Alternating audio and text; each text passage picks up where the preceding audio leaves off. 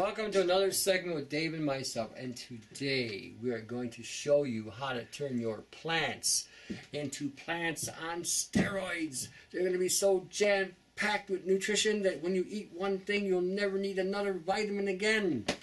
As long as the soil is good and we don't have chemtrails above us, it could be possible. Now, nice little disclaimer. Yeah, well, I have to do that because there's really? Plants on steroids? Yeah, they're going to flex, they're going to have muscles, boom, boom, boom, out there. All right. Look, plants need bacteria and fungus to absorb minerals. What's the cheapest bacteria you can give any plant? Yogurt or kefir. Okay, kefir. Remember that kefir we did a couple of segments ago? It's bacteria. The root structure of a plant is in the ground.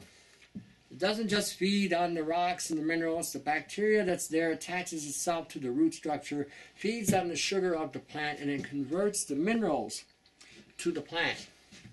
Now, a lot of you have indoor plants. I've got avocado growing. I got them about 4.5 feet high. And this is what I feed my plants. They don't get a lot of sun. My plants don't get a lot of sun. But what they get is high concentrated nutrition.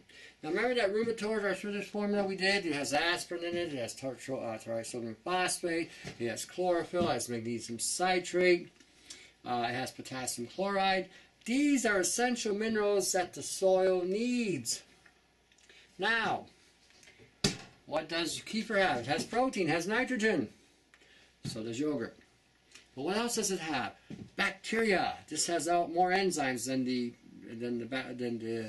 yogurt. So what are you going to do? You're going to mix it together. How many of you do a lot of juicing?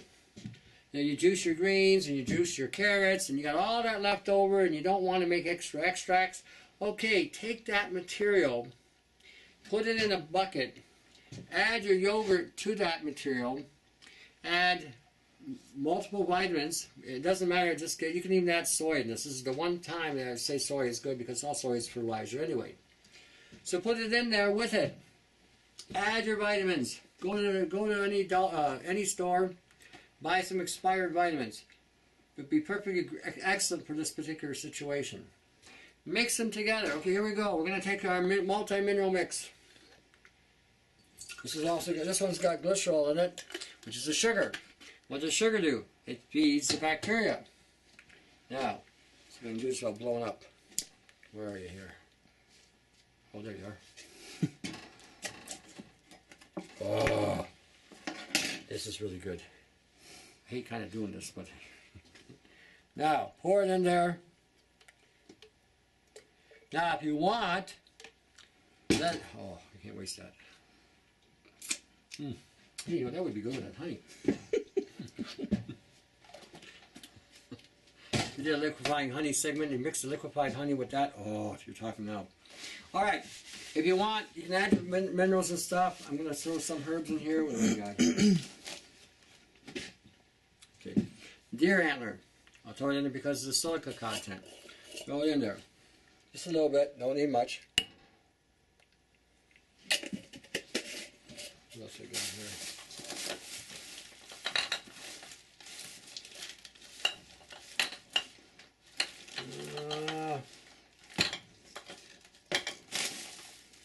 I guess that'll be it. Anyway, other minerals and other things. Well, we can add sodium thiosulfate to this. We can add potassium chloride, potassium citrate. We can add magnesium citrate, magnesium chloride, calcium, whatever you want. Put it in there. Now, what you do? You got the leftover stuff from the juice. Put it in there. Shake it up. Mix it together. Okay. Put it. Get a bucket, pour your dirt in the bucket first. We should have done that. We should have brought up the dirt and done it. There, put your dirt in the bucket first. Pour this in the middle. Put a little bit more dirt on there. Put your plants inside. Cover them with dirt.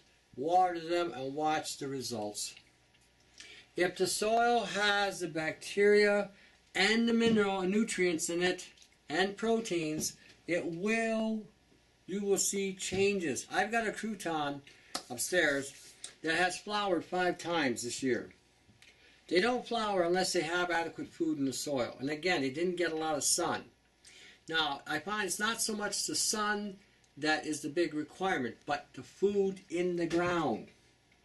Now, the problem we're having today with orgasmically organic and the conventional farming is if I plant a GMO crop in there anywhere within the range of either one, conventional farming and organic farming now is growing genetically modified food.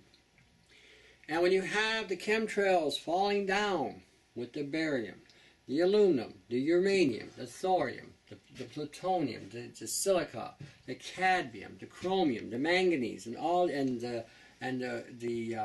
nano silver and the nano gold. When you have all that falling on your crop, what are you eating? Metal-laced food. So this is one way where you can start growing an indoor garden, feeding your garden this kind of stuff. Now, if you're growing an aquaponic, the same principles applying, because if you got fish in a container and they're crapping, that bacteria from their gut is doing the same thing as this is doing.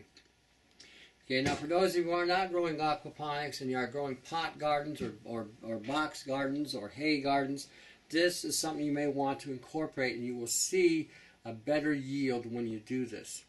A simple little formula. Now if you got stuff growing indoors, guess what? There's no chemtrails falling down on them. Okay, there's no GMO cross-pollination happening.